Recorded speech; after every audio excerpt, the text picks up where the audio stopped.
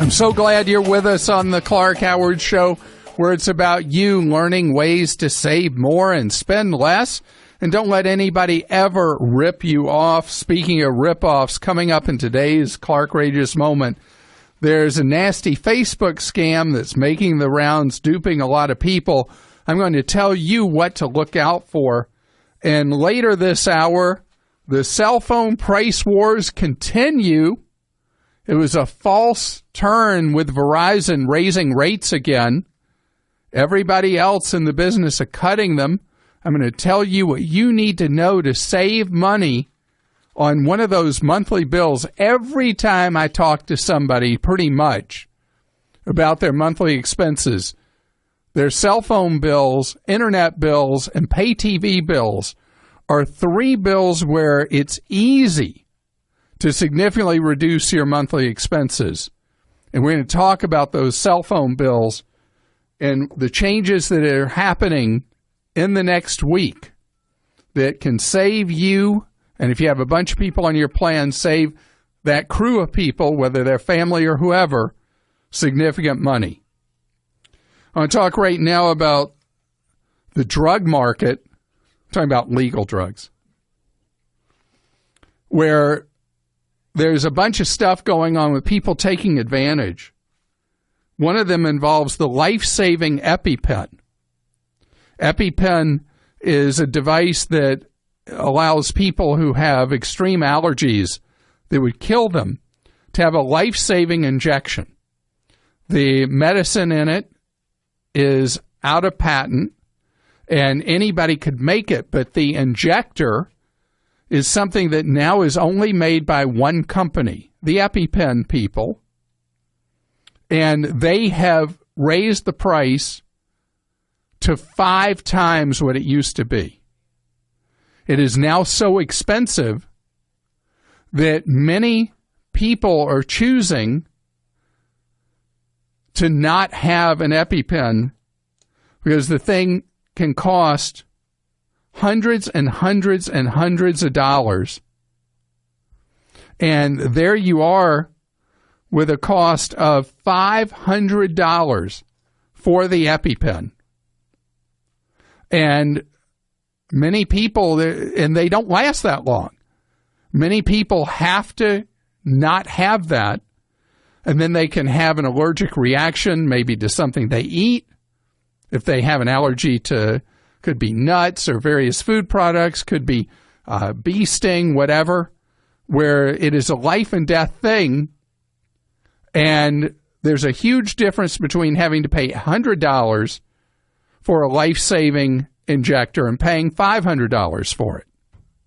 But because there is no competition at all, the pharmaceutical company is taking advantage and putting people's lives on the line. It is absolutely abysmal, shocking, and we are the only country on earth that this life-saving injector is sold at a price anywhere near what it's sold for here. We're subsidizing the whole rest of the world.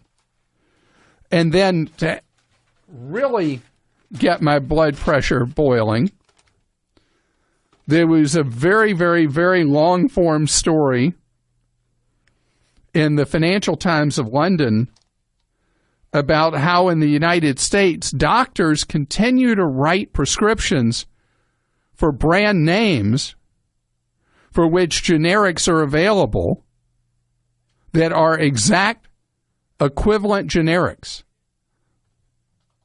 And the reason? Because the visits by the pharmaceutical sales reps, that the doctors aren't being dirty. They just, oh, my buddy so-and-so came by. I'm going to write this one. Doctors disconnected from what it costs the patient for the medicines. Financial Times of London calculated that just 2 pharmaceutical companies billed $1 billion in 6 months for a couple of meds that are available in generic form, but the pharmaceutical companies Those two meds cost $1 billion more for their version than it is for the same medicine in a generic.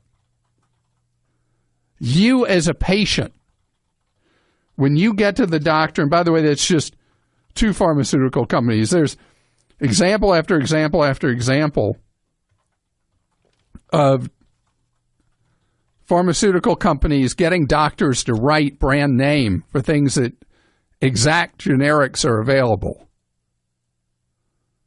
You as the patient, the customer, when you're there with the doctor, stand up for your wallet and yourself. Remember, 1 in 3 prescriptions is abandoned at the pharmacy counter. When people find out what they cost, they do not fill them. Short circuit that by when you're at the doctor telling him or her you won't be able to afford to fill an expensive prescription. And then that doctor's loyalty to that brand name pharmaceutical company will have to have a timeout. It's your money. Remember, you are the customer. In medicine, that is forgotten so often. I still think what I've said in the past is the best answer for you when you go to the doctor is take the list from whatever your favorite chain is of their $4 prescriptions. What can be filled the cheapest? I take a medicine for cholesterol and I take a generic. Even without a prescription plan, for 90 days supply, it cost me $22 last time I filled it. $7 and change a month. I got no problem with that at all. On the other hand, if I had had the brand name, it would have been hundreds of dollars a month. John joins us on the Clank Howard Show. Hi, John. Hi, Clark. How you doing? Great, thank you. John, you want to talk about something that a lot of people never want to discuss. Tell me. Right. Well, my wife and I decided we should begin looking into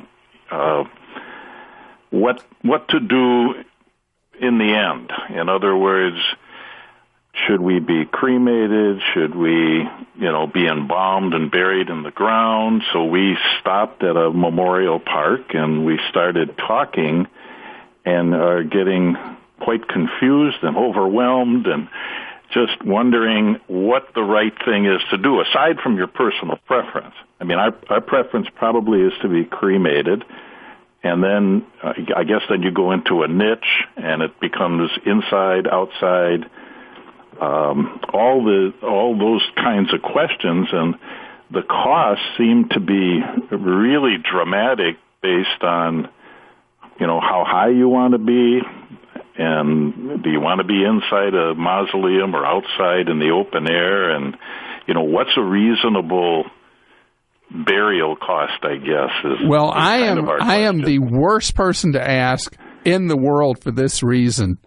I have no sentimentality about this myself, and I know I offend people when I talk about it because it pops up on Clark Stinks where people post that they feel I've been insensitive. So I'm just going to tell you what I'm doing for myself, and then we'll work from there.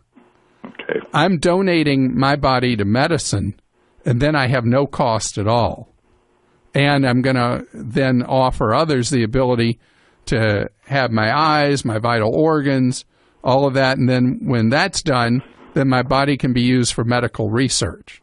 So it gives me the ability to make myself useful even after I'm dead.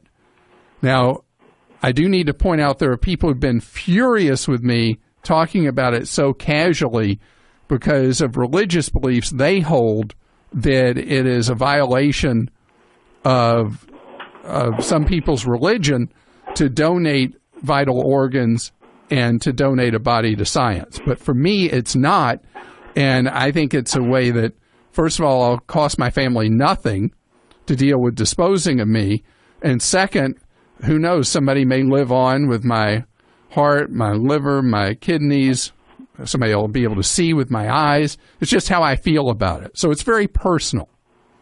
Right. In the discussion, you're asking me about cremation. Cremation is very inexpensive, and it's all a matter of how much competition there is in a local area, whether it's like $600-700 to as much as maybe $1,100 to be cremated. And if that is what you and your wife choose to do, the question comes, what would you want done with your ashes? And that's where cremation can get expensive. Right. You know, some people have their ashes buried. You mentioned having them put in a mausoleum. It's really all about personal choice when you get past the cremation itself. Okay.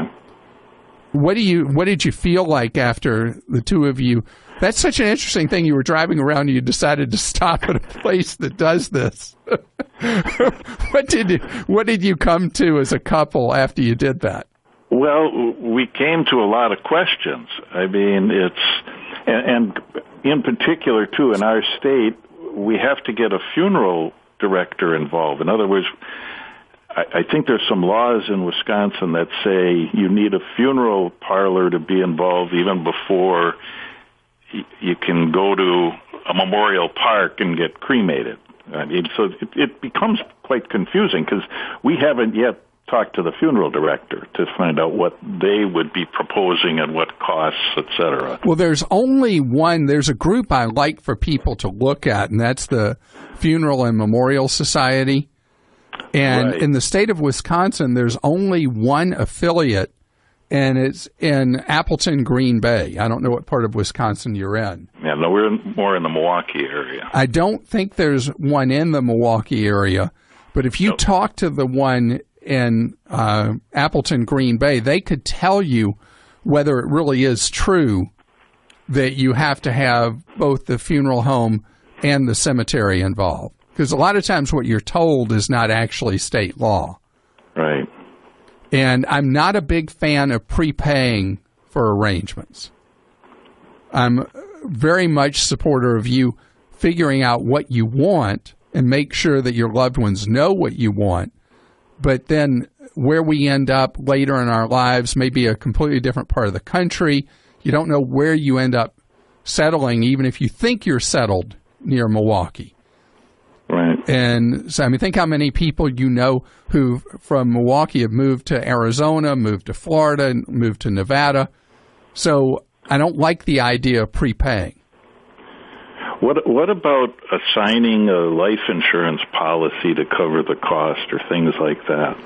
Well, I would say that's a very low priority. You should give your life insurance proceeds to your loved one. Name your loved one as the beneficiary. If it's a spouse, that's who you do. Because what they will choose to do and what money they will use, you lose flexibility if you name a funeral home as the beneficiary. So I don't like those plans where you assign insurance, leaving it instead for your heirs to decide what's going to happen. But again, make sure your heirs know your wishes. And if you want lots of information on this, John, I recommend to anyone go to funerals.org and read their briefings to make the best decisions. It's time for today's Clark-rageous moment. It involves Facebook and Delta Airlines. I'm going to tell you what you need to know so you don't get ripped off in today's Clark Rage. Scams, rip-offs, outrages. It's a Clark-rageous moment. This may sound familiar to you if you've been a long-time listener to our show. There was a Facebook scam last year, or was it earlier this year, involving Southwest Airlines, where there were criminals pretending that there was a sweepstakes for you to win free tickets on Southwest. Southwest was not part of it. It was just their name being used, their logo. And what was happening was they were con artists that were taking you through online links to where you were getting scammed. And in the Southwest scam, people were very heavily looking to take over your information ultimately potentially take over your identity. The Delta one, don't know how it's playing out, what the criminals are doing when they take you down the rat hole. But this one, you're being promised that you are entering a contest to win first-class Delta air travel and $5,000 in spending money if you follow the online links. So Delta is not involved. There is no Delta contest like this. And you are just in danger of getting taken. So anytime you see this kind of thing telling you that you have an opportunity to win a whatever, be very, very careful. Listen to this. This is something that Snopes had on it. This is the Facebook thing that they saw. Celebrate with Delta as we have officially been named the #1 airline in the USA as of 2016! To celebrate, we're giving away 5 first-class tickets to anywhere in the world to any of 100 people who win Delta gift bags.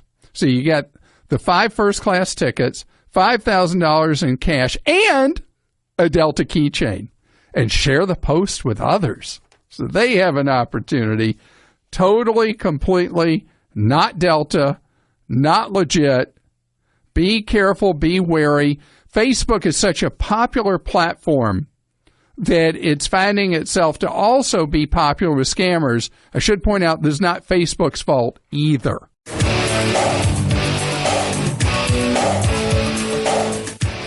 I'm glad you're with us on the Clark Howard Show, where it's about you learning ways to keep more of what you make on the web, Clark.com, CLARK.com,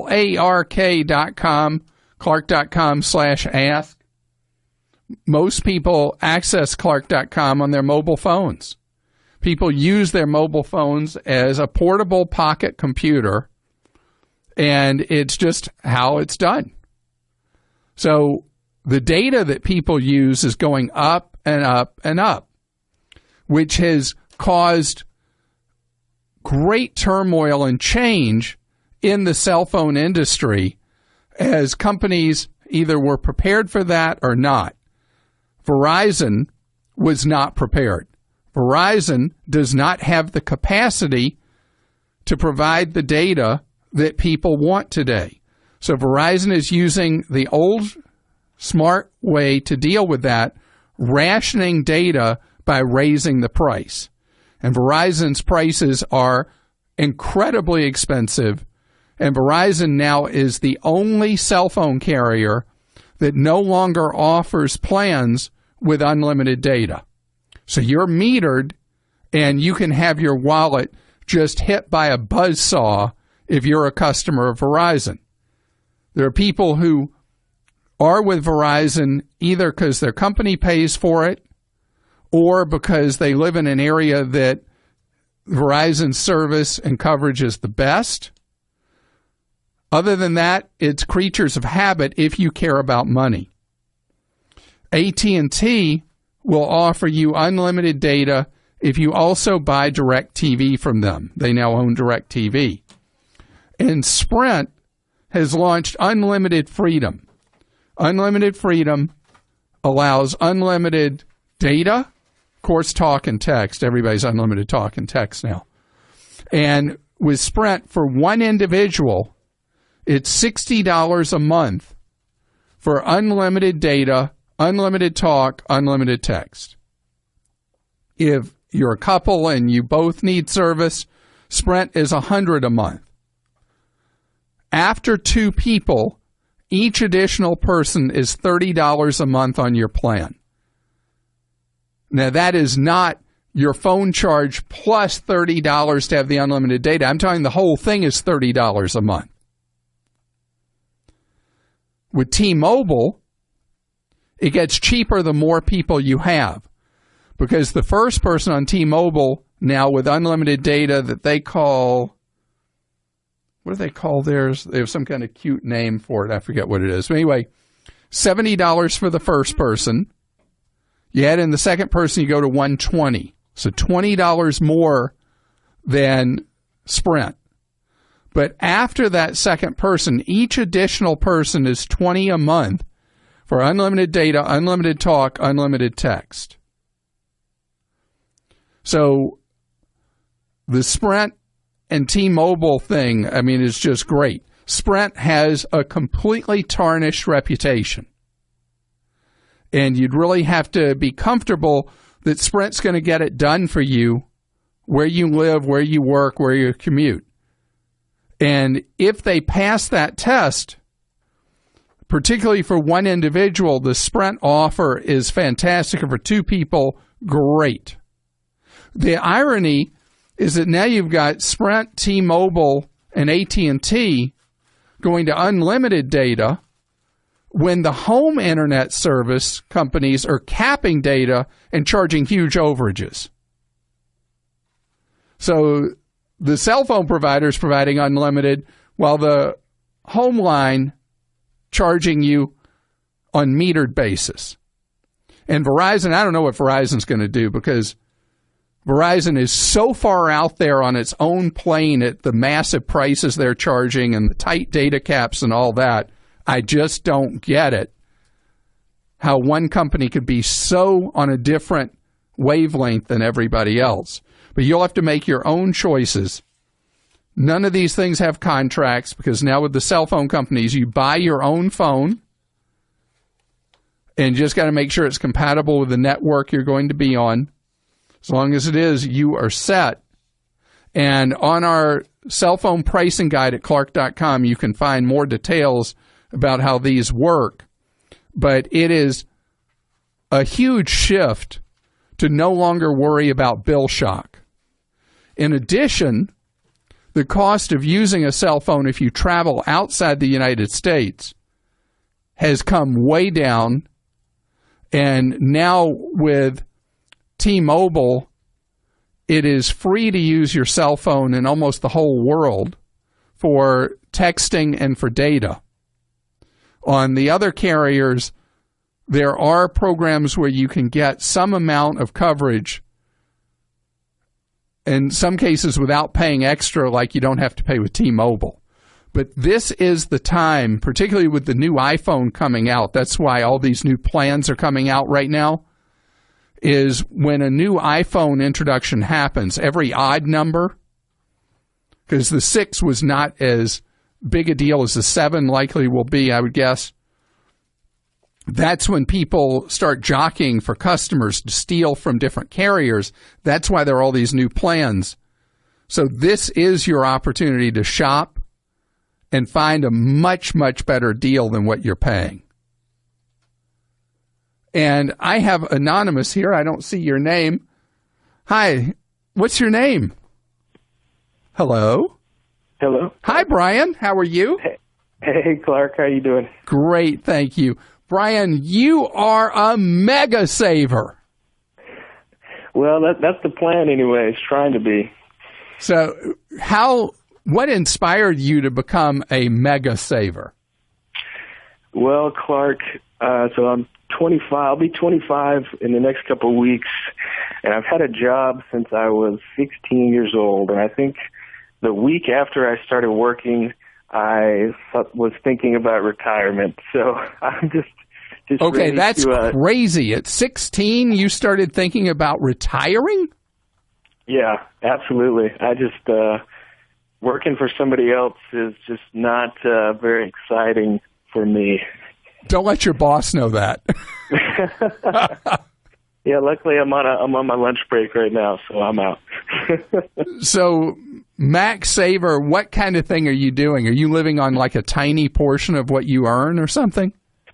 Right. So what I'm doing right now is just trying to live off of 50% or less of my income, and then put all of that towards the goal of being financially independent. All right. Now, you hit exactly what the loose definition is of a max saver, that somebody who lives on half of what they make.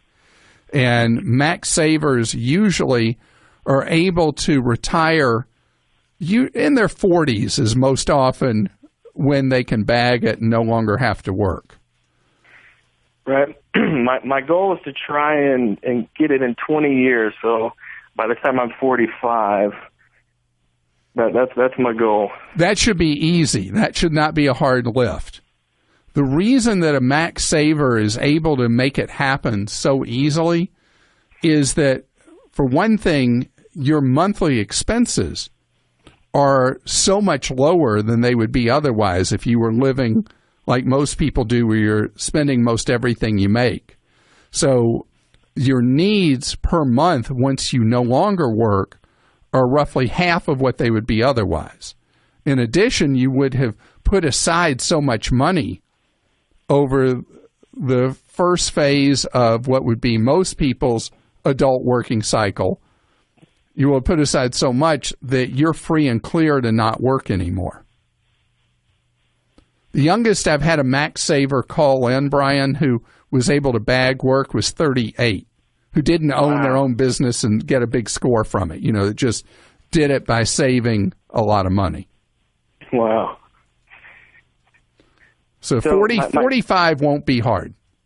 I don't think so. My question is, I just want to make sure that I'm tailoring my investments in a way so that my money will be available to me at 45. And that's really where I'll try and get some guidance from you here today. So what I would do is each year you put into the max you can in a Roth, and that becomes money for you from your late 50s forward. Okay. And then for 45 to 59, what you want to be about is putting money in a traditional investment account, with a discount stockbroker or with a low-cost mutual fund company, and with a heavy emphasis on index funds. Because if you own index funds for the next 20 years and then you sell them, the tax treatment of index funds each year while you're still working is very favorable, generating almost no tax due bill at all. And then when you retire, you do have to pay tax on the gains you've had, but generally at much lower taxes than you have on money you earn.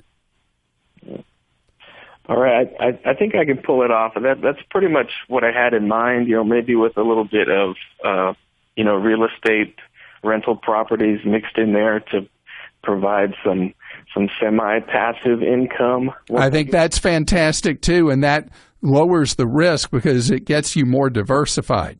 The reality is, Brian, you're making all this happen and giving yourself all these choices because you're choosing to live your life as a max saver, and using the combination of the Roth, the real estate, and the index funds absolutely will get you to your goal. And congratulations to you for being so goal-oriented and making it happen. Jason joins us on the Clark Howard Show. Hi, Jason. Good afternoon, Clark. How are you? Great, thank you. You want to talk about real estate yourself? I would, actually. My wife and I recently purchased a new home, and it had a guest house on the property, and we started renting it on one of the popular B&B sites, and we've been pretty successful with it. So we kind of started thinking maybe there's more opportunity in that, and we're thinking about opening or creating an LLC, buying multiple properties, and renting them out short-term online. And I was just kind of curious, one, what your opinion was on that, and two, what you think might be the best way to get started in that approach. All right, so let's go to the LLC thing first. The whole idea of an LLC for a rental property is that every rental property is in its own LLC. Okay. And the reason is that if you end up with multiple rental properties in one LLC, limited liability company, and you have something bad happen at one of those properties, all the properties are at risk. Okay. Second, which is why you do one per property. Second, if you're going to have to finance the purchase of the investment properties, most lenders are not going to let you title those in most states in an LLC. You and your wife will need to own them as individuals. So the alternative is for you, if you start accumulating properties, is to have what's known as an umbrella insurance policy? Are you familiar with that term?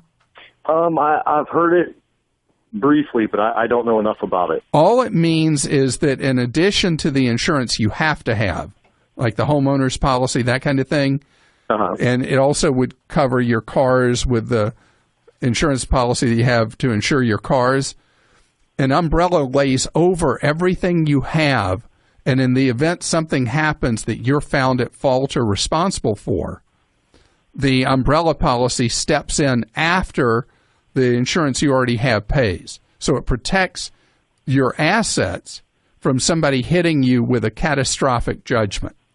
Okay. And they're very cheap because they're not called upon a lot, but if they are, they're really great to have. So you buy them in multiples of $1 million.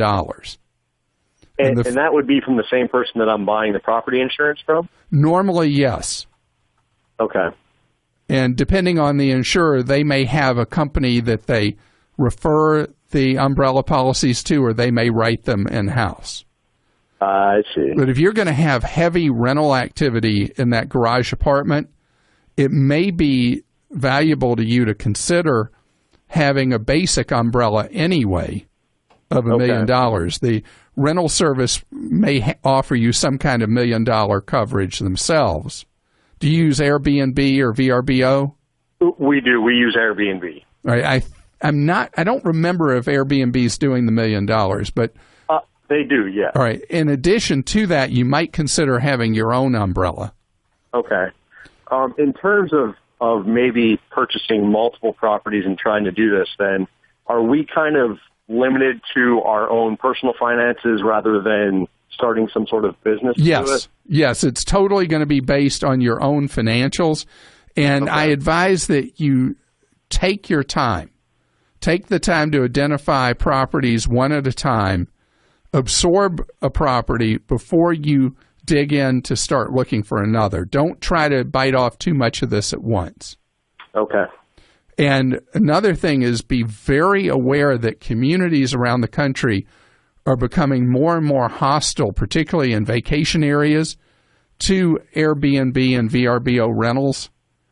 And you have to factor in, could you make money with a property you're looking at if you had to go a long-term tenant versus doing an Airbnb kind of thing?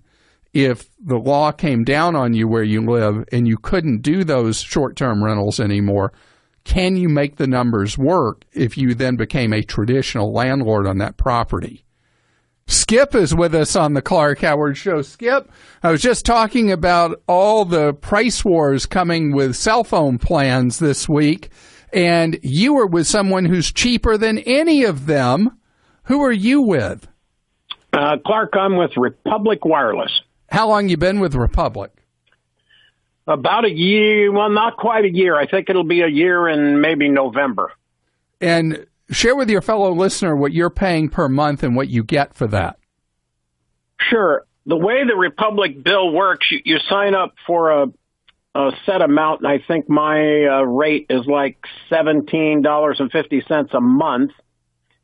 But then if you don't use all of the service, they credit you back on your next bill. And the highest I've paid on any month in the last year has been under $15. That's incredible. It's such a good deal that new signups with the Republic Wireless can't get that plan you're on anymore. Oh, I didn't know that. Well, I get, let's see, I think I get unlimited talk and text, and I get up to 1 gig, I believe it is, of data. All right. Well, now Republic is still a great deal. You've been happy with the service? Oh, yes. I was very skeptical when this whole thing started, and I took advantage of a free trial they offered. And you're happy? I kept my old service during the free trial and then never went back. Well, now it's $20 for what you have. You know, when you're going to buy a car, pricing information is great and necessary. But there's more to doing it than just the price. There's the actual buying experience. If you want to enjoy a better one, you should go to a True Car certified dealer. They're there to help you find the car that you want, and they're also what make True Car unique. With True Car, you can connect with a local certified dealer that you choose, so you can lock in a guaranteed savings off the MSRP and enjoy a totally better buying experience. And by better, they also mean faster. Over 2 million cars have already been sold to TrueCar users who have visited their TrueCar certified dealer. And there are over 11,000 TrueCar certified dealers nationwide, so it's probably pretty easy to find one near you. And check this, for a new car, average TrueCar users save $3,279 off MSRP. All right, so you're probably wondering, how do I do this? It's easy. Just go to TrueCar.com or, right there on your phone, download the TrueCar app. You can find the car you want, see the TrueCar pricing curve, which shows you what other people in your area paid for the same car, and that way you can know you're getting a good price and feel confident. Then you'll get a guaranteed savings certificate from the TrueCar certified dealer. Go to the dealer, and your guaranteed savings off MSRP will be honored, and you enjoy a quick, easy experience. How's that for car buying? So when you're ready to buy a new car, or even a used one, visit TrueCar.com or download the TrueCar app and enjoy the better car buying experience. Some features are not available in all states.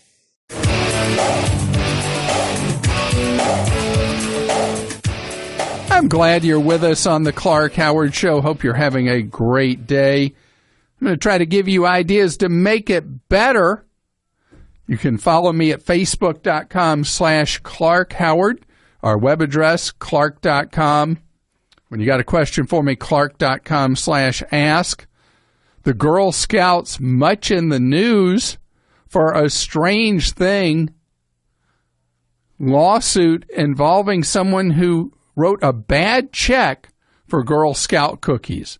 The story has a twist that has an important lesson for you about something you need to remember to do and something else you got to know not to do in your own life. That's coming your way in just 30 minutes. Uber, in just days or weeks, is going to start offering driverless rides in Pittsburgh. It's an experiment with Volvo, with cars that are supposed to be fully autonomous. When the new driverless cars go on the road, they will have an emergency driver in the driver's seat who's not supposed to do anything other than to monitor, is the Volvo fully operating as a robotic car? If you, as an Uber customer, agree to be part of the experiment, you don't pay for your ride. I kind of like that. You get to be a science project, get somewhere for free. There's still a driver sitting there in case the car goes kaflooey. Kaflooey, that's an engineering term, science technical term. And so what Uber's doing is not, 20 years down the road, 30 years down the road. It's almost immediately upon us.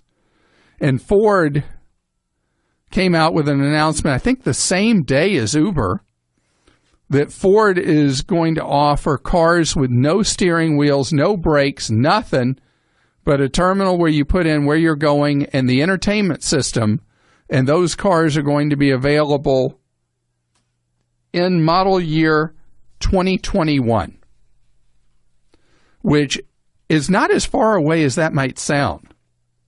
But Ford thinks they're completely ready to have fully autonomous vehicles available.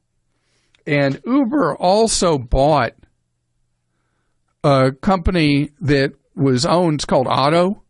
I talked about Otto earlier this year, I think. Otto's the company that's come up with the automation for trucks, because trucks account for such a significant share of the fatalities on the road, even though for miles traveled, trucks represent a tiny fraction.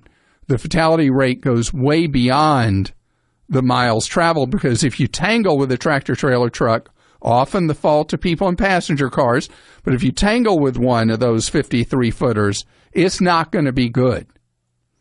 And so Otto has developed this technology, and the people all came from the Google car thing, the robotic Google cars, I think, that all went and started Otto. So they've developed these trucks that can drive themselves, at least to do autopilot like the Tesla that I've talked about. And the benefit of all this, with Uber buying that for obvious reasons, Uber's goal is to eliminate drivers completely. It probably doesn't make you feel good if you're an Uber driver, But that's their whole business model, is to get rid of drivers. But ultimately, all these moves, it's like a freight train coming down the tracks. It is going to happen.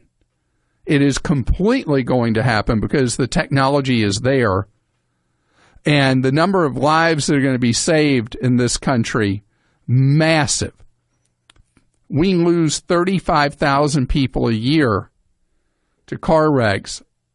We have perhaps more than 1 million, I forget the number, that are injured each year in automobile accidents in the U.S. And we're going to eliminate most of that because the reality is the car doesn't cause accidents, it's the drivers. We were on the road yesterday, and it was typical, somebody in a Honda CR-V, and my wife says they're all over the place. We're on a freeway, 3 lanes going each way, and the CR-V is in the right lane, it's driving on the shoulder, and then it's driving, bending into the middle lane, and then it's going back over to the right and all that. And we get next to this person, we had given him wide berth, and what was the person doing? Lane said they were frantically texting.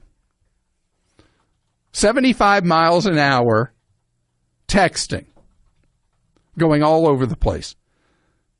Humans do not make good drivers. And you know, the cute thing about us is that people all have convinced themselves they're good drivers, but everybody else is a bad driver. I'm telling you, you ask people self-assess how you drive, and people think they're great drivers. Krista, I think you're the only person I know who says, oh, Kim also? Okay, both of you, who said that you're not. I have like ninja-like reflexes, so actually I'm very good in a bad situation. What I'm bad with is depth perception. Like I back into things, I get little bumps because I can't tell, like, you know, the width of a car or kind of what's behind me. I'm just not good with that. But I'm very safe, and knock on wood, have never had like a big accident ever, like on a highway or anything like that. Kim, your turn. I've had plenty of big accidents, and I can't wait for my self-driving car. Well, I was relating a story in our pre-show meeting that I had everybody's attention, and somebody said, you got to share this thing. In 1980, one of the big airports in the country, the airport in Atlanta, put in the first driverless train in the airport. The first driverless train, I guess, in America. And people changing terminals were so freaked out by it that they had to put an employee babysitting the trains because people were too upset there was no driver. Today, all over the world, people get into self-driving trains, driverless trains, whatever you want to call them, and nobody thinks twice about it. Why can you still not hear what they're saying, though? You know? Like, it's like, about to stop. Yeah. Again, human interaction. That's where the problem is. So be afraid, if you wish, of automation in automobiles, and there will be stories that will come out about how the automation messed up. But compared to how we drive as human beings, it is so much safer, I promise, with the computers driving than us any day of the week. Seth is with us on the Clark Howard Show. So, Seth, how about you? Hey, Clark, how are you? Good. You're going to have your first baby, right? Yeah, and it's actually because of you. We found a great flight to Europe earlier this spring on your website and took it, and now we have a little souvenir on the way. Wow. But we're looking forward to it. So is the baby going to be named Europe or Clark? Well, we'll have to wait and see on each of those. So you think about this. Your baby you're bringing into this world will likely never learn to drive. Right. Because they'll just get in the pod and they'll put in the direct where they're going and it'll just go. And they'll say, Dad, you really used to have to drive? That's right. Yeah. Well, that'll at least I won't have to deal with teaching it to parallel park, so that's always positive. Isn't that the truth? But yeah, I wanted to get your advice on savings options. We wanted to go ahead and get started on all that, and when you Google it, you get a gajillion answers. And so we were just hoping that you could provide us some clarity on maybe the best ways to start saving for college and things like that. Well, college is really easy to save for because of something known as a 529 plan, which you won't be able to open. The book answer is till your baby's born, but that's actually not true. I'll tell you a trick in a second. But a 529 plan allows you to save tax-free for your child's college, and all the money that the plan earns over the years grows tax-free, and then if spent for eligible college expenses, is spent tax-free. Okay. So the 529s are great, and they vary in quality. The plans do, but most of the plans are decent now, which is not something I would have said even 3 years ago, but there's some that are just perfect, great. And I have a guide at Clark.com to the 529 plans. Okay. And I've divided it Dean's List, High Honors, and then Honor Roll. If your state plan is on either of those lists, go into your state plan. If it's not, go pick one of mine on Dean's List with High Honors. Okay. Now, let me tell you how you do this trick that all the book answer is impossible. Even though your baby's not born, doesn't have the name Clark or Europe yet, you can go ahead and set up a plan and start funding it and name yourself as the beneficiary now. You own it with yourself as beneficiary, and once your baby's born, change the beneficiary designation to the name of your child. Okay.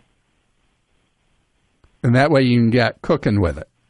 Great. Awesome. Yeah, because we don't need shower gifts and everything, so I was thinking if we could go ahead and get it started now, and people that wanted to do that could just give gifts in that way.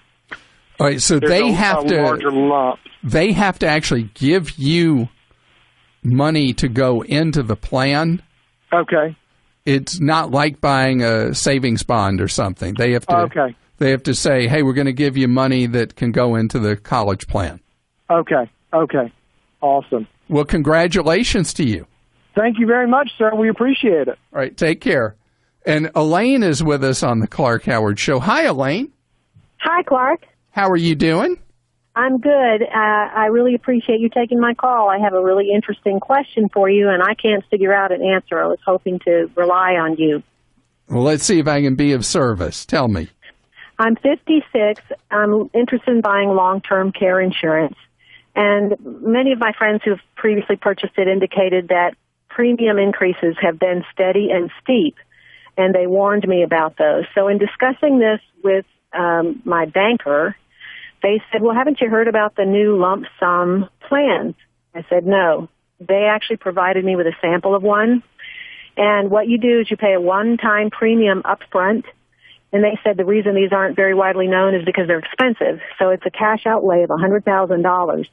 However, at my age, it provides long-term care insurance for the 7-year option is what I'm looking at, for 7 years.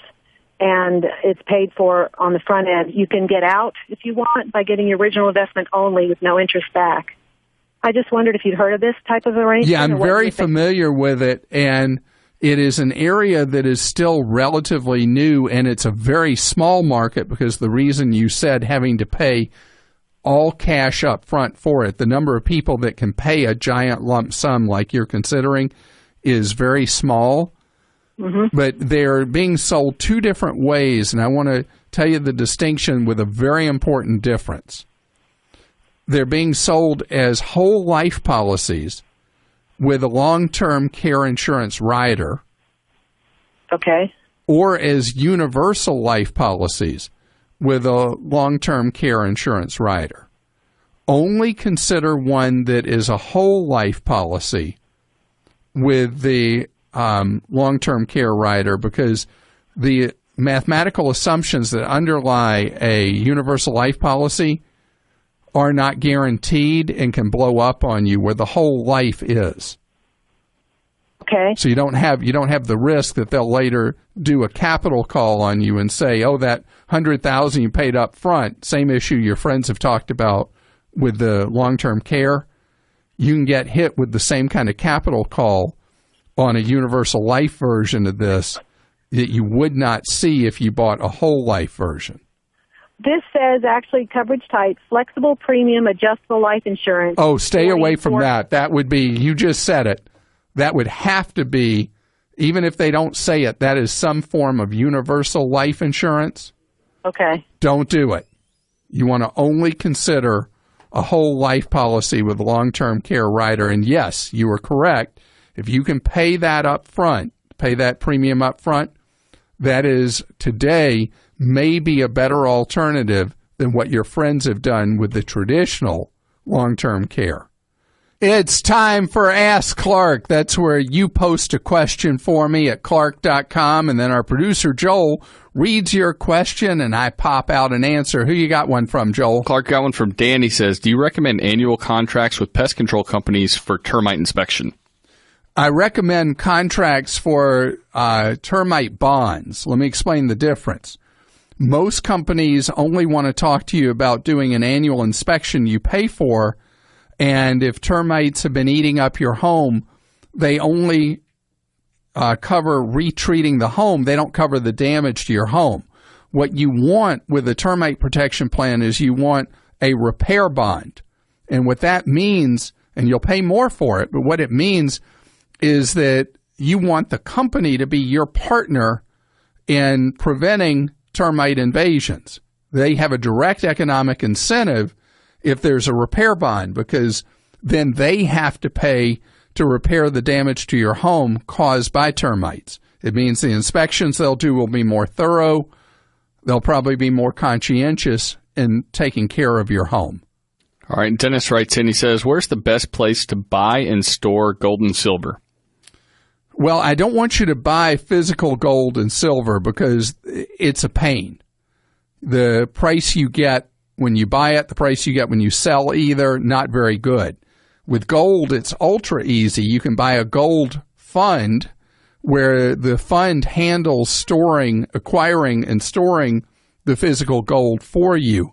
For silver, you can look at a number of funds. I have a guide at clark.com that walk you through buying gold and precious metals and commodities. Stay tuned for 60 seconds of AP News headlines right after this podcast.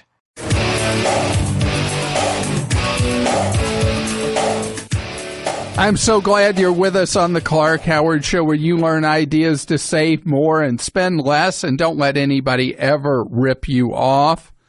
Our web address, clark.com, CLARK.com. You got a question for me? clark.com/ask. Girl Scout cookies. Do you have a favorite one? Mine is the Thin Mint. And, Joel too. So, Girl Scout cookies, it's like a rite of passage for kids in the Girl Scouts to get their parents to go out and sell cookies for them. No, it's a rite of passage for the kids to be selling the cookies. But what happens at the troops where they trust adults enough they accept checks for payment of Girl Scout cookies? Well, there's a story credit.com did that has just taken off out there because the Girl Scout Council that a bad check was passed at uses a collection law firm to go after people who write bad checks for Girl Scout cookies. So this guy who supposedly wrote a bad check for Girl Scout cookies, $36 worth, ends up getting hit with a lawsuit served by a process server at 7 o'clock in the morning. Process server wants $455.89 for the Girl Scout cookies that were purchased with a bad check. So here's the thing. And there's no dispute in the collection agency that things got quite heated between them and the individual with the bad check. But the punchline is the individual never wrote that check. What happened was the person had an old checkbook. His name is Rich, had an old checkbook. He was moving on an account that's closed. He threw out the old checks from that checkbook. Somebody dumpster diving, apparently, found the checkbooks and started writing checks like crazy as if they were Rich, including a check to the Girl Scouts and who knows who else. And ultimately, as this became a news story, the Scouts are no longer after the $36 plus the $419 in fees and all that. Girl Scouts say they're thinking about should they have a different policy other than suing on these checks that bounce. Because this guy wasn't even the one who wrote the check. And I should point out, it's up to each council whether or not they sue on bad checks. It's not a common or ordinary practice of the Girl Scouts. But here's the thing. When you have a checking account that you close, shred your old checks. Shred your old checks. Because if those checks fall into the wrong hands, even though the account is a closed account, someone impersonating you can write checks all over the place, and just getting hit with a lawsuit for $455 is actually not the real problem. The real problem is when somebody swears out a warrant for your arrest for writing a bad check, which is a common occurrence when a business receives a bad check, and you could end up in jail for a check you never wrote, never had anything to do with. In my TV work, I've done story after story about people who ended up in jail because somebody wrote a bad check on their account. 2 rules here. The first one, I want to reiterate. When you close an account, shred your old checks. The second one, do not carry a checkbook with you out and about. Having a checkbook stolen is far more of a problem for you than a credit card being stolen, a debit card being stolen. People don't swear out warrants for your arrest when your credit card is stolen or your debit card is stolen, only with checks. Checks are going away. And who knows if it's going to be 3 years, 5 years, 7 years. Checks are going to be gone. So this is a temporary problem. A lot of people never write a check, ever. But if you're someone who still likes to write checks, do not take that checkbook with you. You're asking for too much trouble. Jason joins us on the Clark Howard Show. Hi, Jason. Hey, Clark. How are you? Great. You're getting married. Congratulations. I am in December. Well, great. How can I be of service with that? Well, we have a dilemma. It's actually a good dilemma. We both own homes, and so we're kind of trying to decide what to do with the second home. We have thought about using it as rental property, and then we've also thought about maybe just go ahead and selling it and taking the profits that we can get from it right now. So, all right. Well, have your advice on it. So. All right. So you said something right away that is a key part of this. If the home has gone up in value, yes, there's a direct advantage to selling it because the gain from the increase in the value is tax-free if you sell it as a personal residence. Okay. But that gain later, if you convert into a rental property, that gain becomes taxable where it would have been tax-free.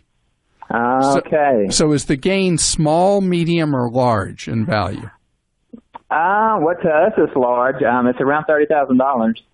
Okay, so $30,000, if you had to pay tax on it, would be somewhere around, let's see, $7,500. If, let's say, that was still what the gain was worth 5 years from now. On the other hand, if the thing went up a lot more in value from here, then the entire $30,000 plus whatever additional gain would be taxable. Okay. So today, if you sold it, all that's tax-free. Okay. That helps narrow down the problem a little bit then. Well, I wouldn't say it's a problem. It sounds like a good thing. You're right. Definitely not a problem. Just something to consider. So. Right. Now, $30,000, you don't know that you'll net $30,000 gain after the expenses of selling. Right. But whatever gain you have would just go in your pocket. Okay. Or in her pocket, whoever's house it is you're selling. Well, I guess it'll be our pocket. Our pocket. Well, that's your choice how you combine money once you're married. Right. Yeah. But that is a trigger, is that the more gain you have in a property that you're trying to decide whether to sell or turn into an investment property, the more gain you have, the more of an argument it makes for selling it instead of keeping it as a rental. Frank is with us on the Clark Howard Show. Hi, Frank. Hi, Clark. I love the show. I appreciate all your advice and help you send to your listeners. Well, thank you. And you have some advice potentially for a fellow listener. Yeah. Recently I heard another caller who had utility bills coming in someone else's name, and the utilities had been disconnected. And you had mentioned it might have been someone with a grudge or someone that didn't like them. And I had another thought. I thought it might be... Let me step back just 1 second, give a little more background, Frank, for people who didn't hear the prior caller. So someone had managed to call the utility company, change the utilities for this person's address into their name, then later call back and have them disconnected. And then our caller was stuck with, reconnections and all that. And that was the background. And you have a different theory on what may have happened other than my dark thought that there was somebody with a grudge. Yeah, so my theory, and that's all it is conjecture, but was that it could have been someone who was trying to get utility bills in their name to get their student enrolled in a school. So all the parents are now required to provide utility bills and mortgages and everything else.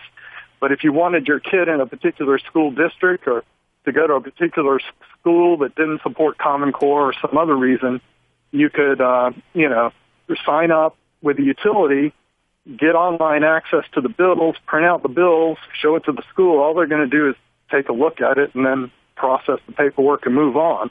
Nobody's ever going to check up on you. So I thought it would, of course, it's highly illegal. And that stayed in the dark region. Yeah. it moved away from grudge, but that still stayed dark as a way of fraudulently getting a kid into a school in a school district. Sure.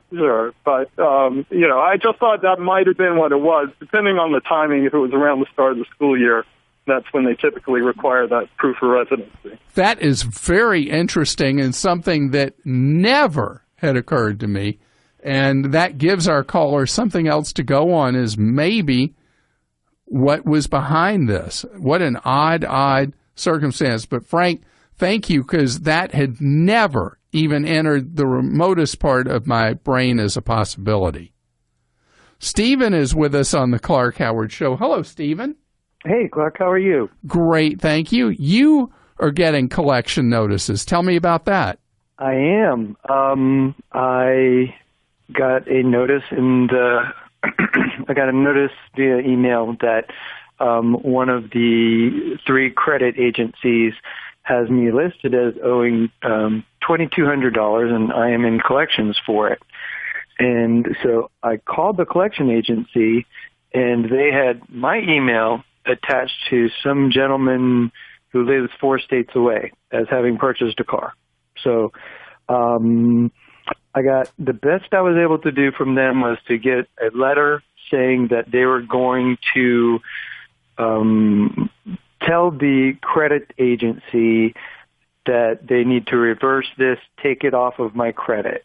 If you can get a letter like that, that's not best. That's great. Well, yes. Okay, good. What I'm afraid of is, actually, my question for you is, do I call the police and say that this was identity theft or fraud, or was this a clerical error on their part? Because they won't admit to either one. So, first of all, the way things appear on credit reports, it's very odd that because of the email address, this would appear on your credit report. The only way that could happen that I am aware of is the collection agency used a database to decide that this debt, because of the email address, belonged to you and reported you to the credit bureau, not the other way around.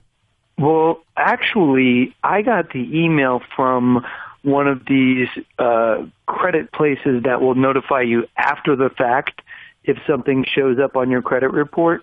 Right. I understand that. But see, all the credit bureaus do is they collect data that's reported to them by member organizations. Okay. So someone reported to the credit bureau, this particular one, that there was this collection they were pursuing against you. Yeah. So the way they would have come up with you, the person who is 4 states away, do they have a different name than you? A different name, different ethnicity. It was a Latin name, and he lives in 4 states west of here. Yeah, so the whole thing here is that the collection agency, somehow using a database they can go through, determine that you were the named individual. They're the ones that did it. They giving the letter, clearing it, giving you a letter saying they're going to clear it up is what you need. If it does not leave your credit report, that's when you contact the credit bureau itself with the documentation you have.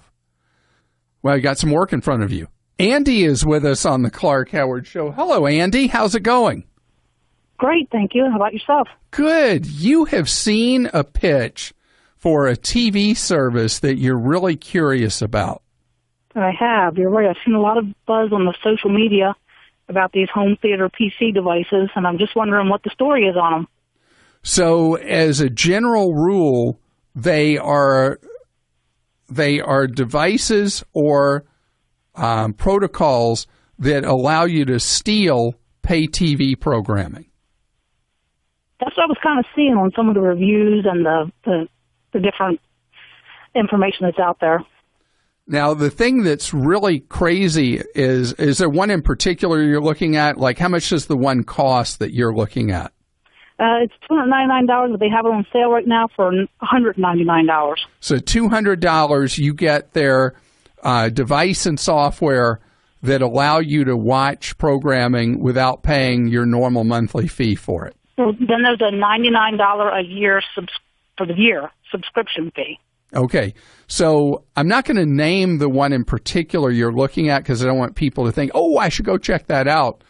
The one you're looking at is one that the reviews on it, the legit reviews are terrible. It looks like, from looking at it, I've looked at it before, it looks like the reviews are fake, where people are saying how wonderful it is. Mm-hmm. And when you look at what people who are actually using it and demonstrate the problems they're having with it, I would stay away from it. But there's something else, too. Any of these sites that say they're going to help you pirate, steal programming, you're really stepping into dicey territory. They actually don't use, obviously, that language on their websites, but you're right, the reviews are very polarizing. Right, because the reviews that love it, I think, are generally fake reviews.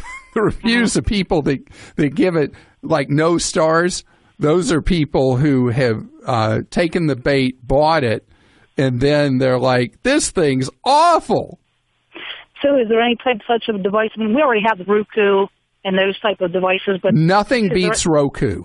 Okay. The thing with Roku, though, is that, as the clearinghouse, they will find from time to time sources like, how Crackle, you can watch programming for free, and that's legit. Have you ever noticed Crackle on your Roku? Yes. And I don't know if you ever find anything on Crackle you like, but there are things you can watch for free legitimately.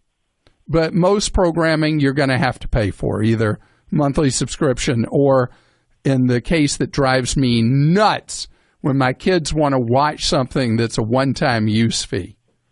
Okay, well, thank you very much for your help. Thank you, and have a great day. You too, thanks. Bye.